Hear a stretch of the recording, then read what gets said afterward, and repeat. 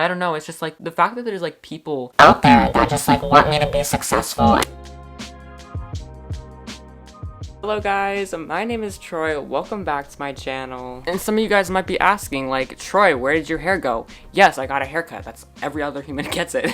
But hair talk aside, we do have another action-packed episode for you. I said episode, an action-packed video for you guys. First things first, this bookshelf, there's just too many problems. The top, I'll show you guys with the clip, the top is like so over bombarded with books, and then basically I'm just gonna do some work to reorganize my bookshelf. Second, I need to talk to you guys because you might have seen an ad at the beginning of this video, which is super excited because I got monetized. I'm gonna go over all the whole process, all my thoughts, and we need to have a discussion about it in the comments and stuff. Third, one of you guys sent me a really cool book tag with like in an email, and so I'm gonna do that today. So a lot of stuff to do. Let's go. I'm gonna get a hot chocolate going because that's the asset on my channel now. I start reorganizing my bookshelf. So let's get into like a time-lapse montage thing. Let's get it.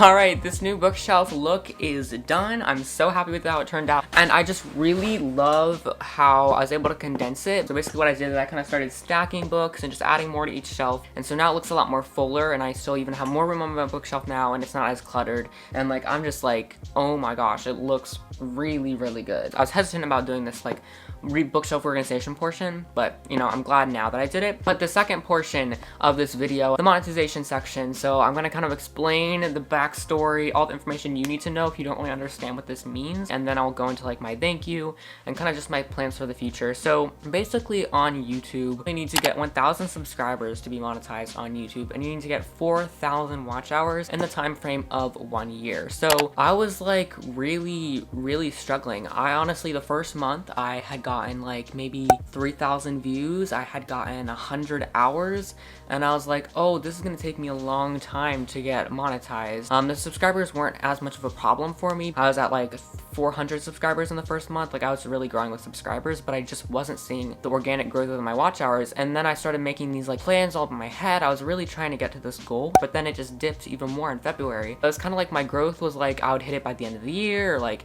on February. Like, I never expected to be here so quickly. It's kind of crazy. Like, I was at 2,500 watch hours. I was like, oh, I should be able to hit it hopefully by the end of the year. But then you guys would just like keep going up and up and up, and every single week like that number would get bigger, and I would just be like, hey guys, help me out, like binge my videos, and you guys responded. And like I said, you guys just really pulled it in the end, and like I'll always like remember this, like just a big community effort to help me get to this goal. So basically what happened was I hit the 4,000 watch hours on Monday, but on the page that says like how many watch hours you have, it takes 2 days to process the watch hours. So on Wednesday, oh my god, this is so crazy to me.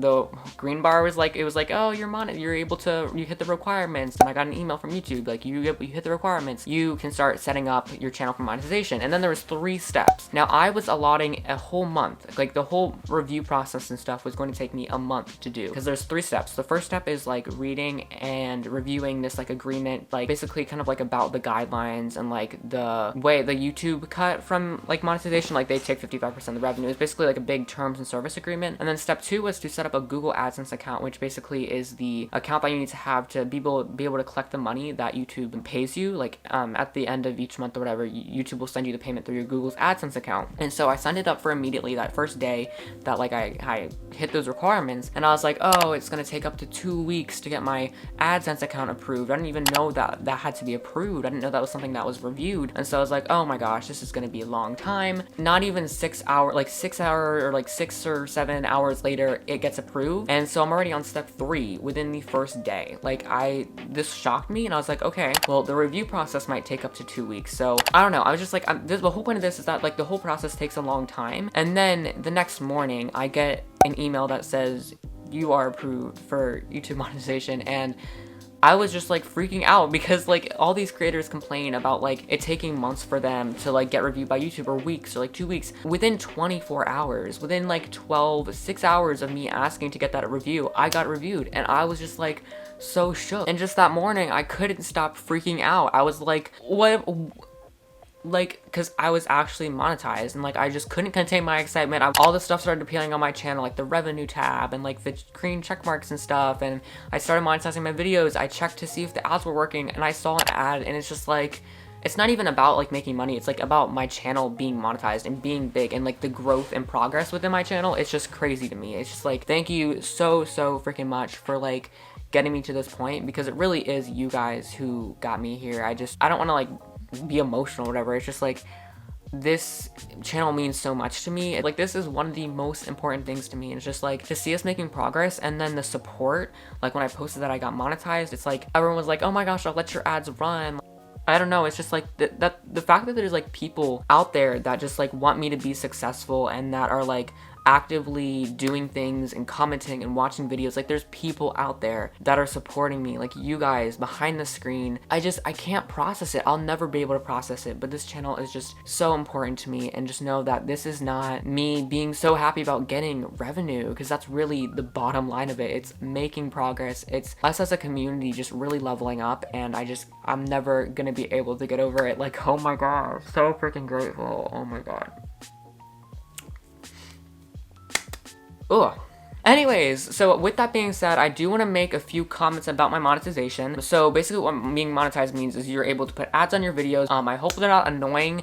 And now here's the catch. Like, I don't have YouTube ads because my dad basically pays for this YouTube Premium family account. So like our whole family has YouTube Premium basically. And so we don't get ads. I need to know how many ads is good for a video. So like I have like a 15-minute video. How many ads like would you be comfortable with seeing during the video? Like there should be one before the video and after the video, but like how many would you want to see in the middle? Like, are you guys like conscious about ads, or like do you care that much about them? Like, do you care about how much you are seeing? Put like 3 ads in a 15-minute video, or 4 ads, or 5 ads. Like, just let me know like your thoughts on that. And then I guess I'll let you guys know how much money I'm making like after maybe like a few days or like a week of being monetized, because I literally haven't seen any numbers yet, because it's only been like a day since I've been monetized, and like it takes a few days for like the revenue to process. But yeah, I'll definitely be like very transparent about it. And you know, the more money I make, the more books I'm able to get. But like, again, so grateful, so in shock, and still I'm never gonna be able to process it. And you know, I have my whole group channel that's monetized, and we're making like probably 10 times the amount that I'm gonna make on this channel. But like the thing is that it's like personal to me. It's like I'm gonna make every cent of it. And like if one of you guys super chats, which is also another option like that you'll be able to see on premieres and live streams, like all that money will go straight to me. So let's get into the third section of the video. Alrighty, so basically this last section is a tag that one of you guys made. Shout out to Avani for sending me all these cool book questions. There's 9 questions in this tag, and I'm just gonna go over a couple of them. So the first question is favorite series and why. This is gonna be Keeper Lost Cities by Shannon Messenger. But the next one is least favorite series, and my least favorite series is going to be Narnia. Like if I had to pick one on my bookshelf, I'm gonna say Narnia, because I just hate it. I'm not even gonna say one nice thing about it. It is so overrated. I mean, even like on one of my profile things, like it's like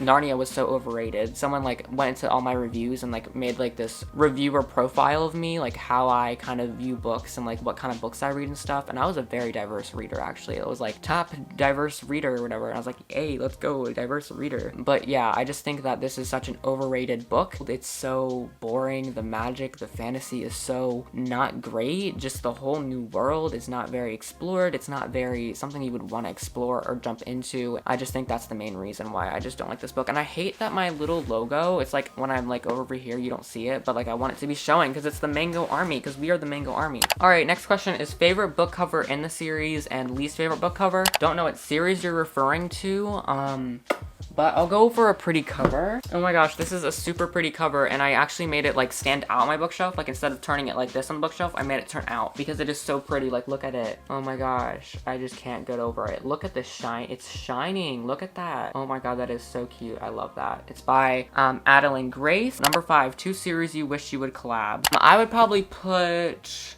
like maybe like Hunger Games in a mix of, ooh, Hunger Games mixed with Harry Potter would be so fun. Like a magical kind of Hunger Games, but also with like a bunch of spells and like, and Voldemort could be in the Hunger Games. He could be like the ruler of the land. It could be like a magical Hunger Games sort of thing, but there can be like the Triwizarding Tournament weaved into it. Oh my gosh, this is gonna be great. Oh my god, I love it. 2 characters from 2 series who get along together, be in a relationship or be enemies. Okay, so picking like characters that would be in a relationship from 2 different series. I feel like Katniss Everdeen from Hunger Games, because I was talking about Hunger Games recently, so I mean we can talk about it again. Katniss from Hunger Games and Selena from Throne of Glass, or Selena from Throne of Glass with Bryce from Crescent City, which I now have on my Sarah J Maas shelf. I'm so excited that I finally have all of my Sarah J Maas books on one shelf. But yeah, I would really love to see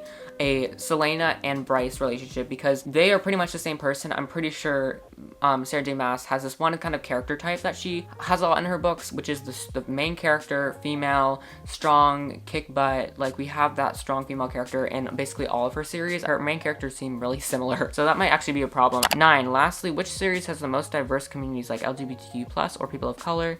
Which series has the least amount of diversity? I don't really know which series has the most diversity. What's a good series that has a lot of diversity? Definitely nothing by Sarah J Maas. Ooh, I know a good one. Okay, we've got Warcross by Mary Lou, and it's kind of a series because I didn't actually know this, but there's 2 books, and I'm on 2nd book. It's called like Wild Cards. So the first book is Warcross, the 2nd book is Wild Card. But yeah, what's the Warcross by Mary Lou? Such a good series. Oh my gosh, it's to die for. Absolutely to die for. What was I gonna say though? Yeah, there's a bunch of diversity. There's a bunch of LGBTQ+ people and people of color. So it was great to see that. There's a lot of books that don't have diversity. So it's not like I could single hand one, which is problematic, which is why I'm like really eager to change them. Like I really want some good books with diversity to really impact my ratings. But yeah, thank you so much for the tag, Avani. I didn't really understand a lot of the questions, but that's good because my footage needs to be down anyways. So thanks for sending those. And if you guys ever have any like video ideas or like anything you want to send me so that I can incorporate into my videos, like I always try to find some sort of way for you guys to be here. So definitely let me know and send an email to me at troyreads@gmail.com if you want to ever like